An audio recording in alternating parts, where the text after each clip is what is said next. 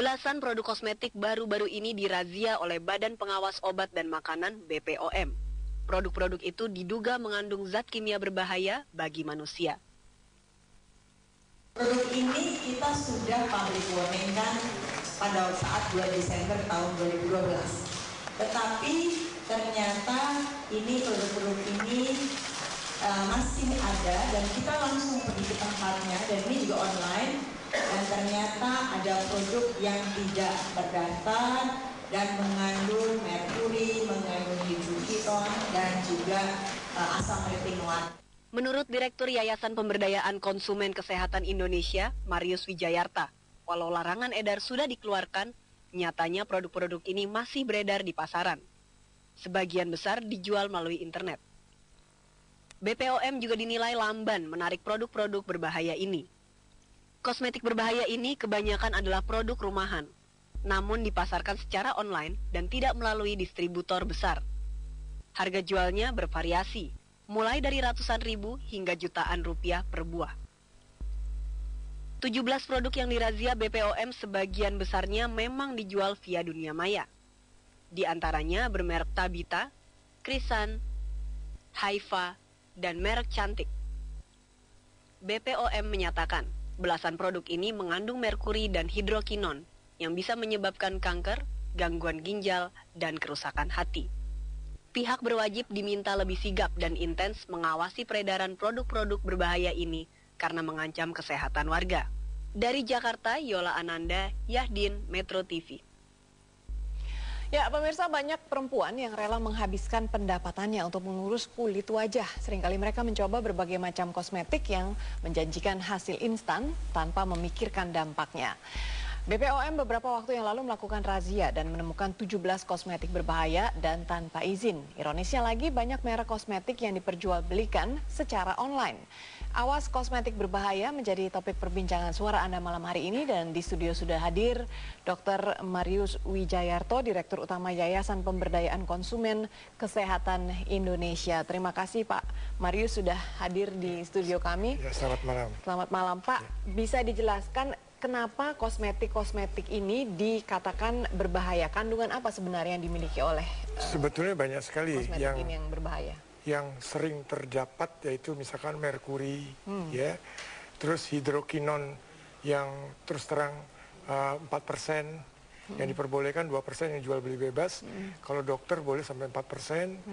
Belum lagi pewarna tekstil. Nah, terus ada retinoat juga ada, ya. Terus di samping itu juga banyak sekali sih yang kalau... Tapi bahan-bahan ini semua kan dituliskan ya Pak sebagai bahan di kemasan. Berarti mungkin... Tidak ditulis. Tidak ditulis justru. Baik. Justru itulah. Dan saya terus terang saya sangat sedih saya lihat kondisi kesehatan masyarakat Indonesia kalau dia menggunakan... kita di sini ada 10 ya. 10 item, yaitu mulai kita pantau setelah Badan POM launching 17 produk selama 3 bulan ya. Kita dalam waktu 2 hari. Hari pertama jadi 12 Mei dia launching, hati waspada. Saya hari pertama kita mendapatkan di dunia nyata ya. Dia kan dunia maya. Dunia nyata hari pertama 63, hari kedua saya ambil yang sudah di public warning oleh Badan POM.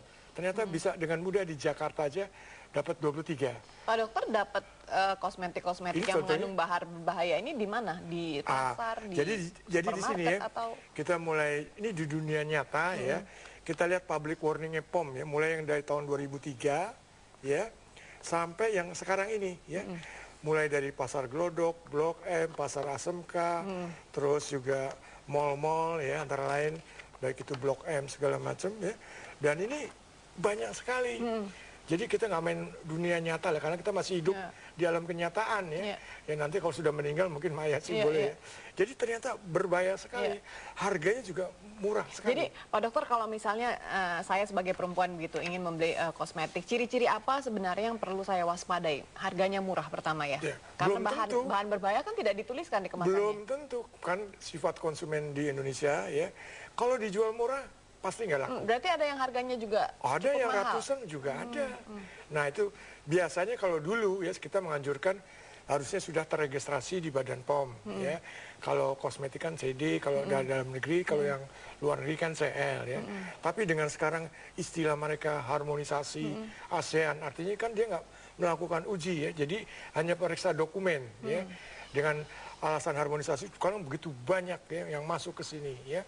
Jadi kalau di Singapura ya, karena terus terang negaranya kan kecil ya, dia bisa memantau tuh import bahan-bahan yang berbahaya seperti ini. Kalau di Indonesia kan jauh, dan dari info yang dapat dipercaya ya, untuk setelah sampai di lapangan Badan POM belum pernah ada tuh. Saya tanya salah satu produsen yang memasukkan, belum pernah tuh diperiksa sama Badan POM ya. Jadi karena terus terang banyak sekali dan itu diberi kelonggaran. Dan anehnya Badan POM mengatakan kalau konsumen ada masalah dengan produk-produk yang ini, silakan layanan pengaduan konsumen. Artinya laboratorium percobaannya adalah di konsumen. Ya, harusnya sebelum beredar sudah dicoba dulu. Teliti dulu lah ya, layak atau tidak beredar di Indonesia. Dok, dari sampel-sampel yang berhasil dokter dapatkan ini, ada beberapa merek yang lumayan dikenal luas, lumayan terkenal begitu. Apa artinya ini produk palsu apa memang kalau produk yang asli yang mengandung saya kan bahan ngambilnya ya, contohnya yang sudah di public warning ya.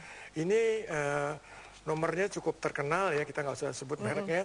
Tapi ada, ini yang sudah di public warning aja tahun 2009, 11 Juni, ini masih bisa kita dapat.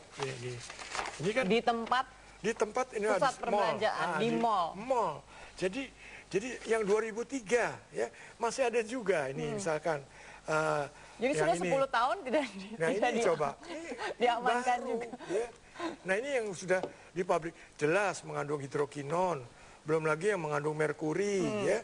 Ini banyak sekali dan kita ada 10 item yaitu krim siang dan malam, parfum, sabun, hand body, lipstick, eyeshadow, pewarna rambut, bedak, toner dan kutek. Berarti tidak hanya untuk muka saja ya dok, tapi untuk satu badan untuk ini juga cat rambut segala macam ya. Jadi di sini kelihatan sekali. Kebanyakan produksi dari negara mana sih dok? Ada yang diimpor juga, ada yang tulisannya? Bisa juga pabrik juga bisa besar-besaran. Ada juga ya dari hasil pantauan kita, investigasi kita, katanya diproduksi di Cina, masuk ke sini. Tapi ada juga yang rumahan.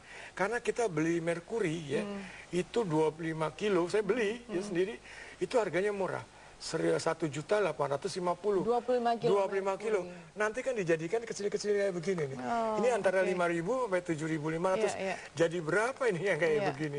Nah inilah yang saya prihatinkan. Baik. Jadi kita sambung perbincangan mengenai kosmetik berbahaya ini setelah jeda berikut ini. Pemirsa tetaplah bersama kami, suara Anda akan kembali sesaat lagi.